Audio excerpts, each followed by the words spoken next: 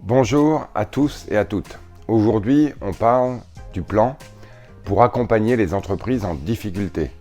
Il va forcément y en avoir au sortir de cette crise.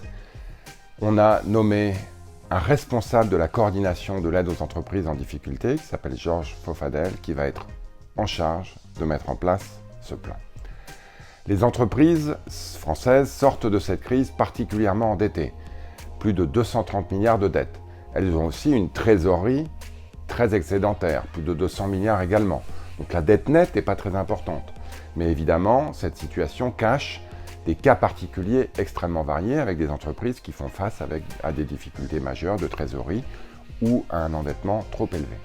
Et donc, Éric Dupond-Moretti et Bruno Le Maire ont annoncé un plan d'accompagnement des entreprises en difficulté qui vise trois choses. D'abord, détecter en amont, le plus tôt possible, ce qu'on appelle les signaux faibles d'entreprises en difficulté. Il y a une dégradation à la marge de la trésorerie ou du chiffre d'affaires, par exemple. 2. Accompagner les entreprises, les conseiller, les appuyer dans les démarches de redressement. Et 3. Évidemment, mettre à leur disposition une palette d'outils.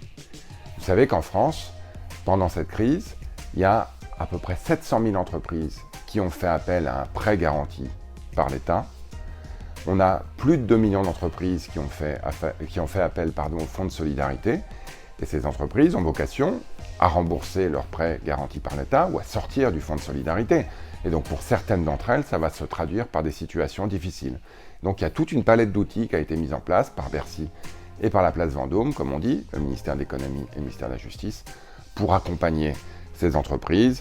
Pour certaines, il faudra prolonger le prêt garanti par l'État, pour d'autres faire des prêts participatifs, pour d'autres carrément les puiser dans un fonds de soutien qui permettra de les aider en capital. Bref, on a soutenu comme nulle part ailleurs au monde nos entreprises pendant la crise. À la sortie de crise, on fera aussi beaucoup d'efforts pour s'assurer que le minimum d'entre elles face à des difficultés et que surtout celles qui font des difficultés puissent être accompagnées. Voilà, en attendant, on n'est pas encore sorti de cette crise. Vaccinez-vous, vaccinez-vous, vaccinez-vous.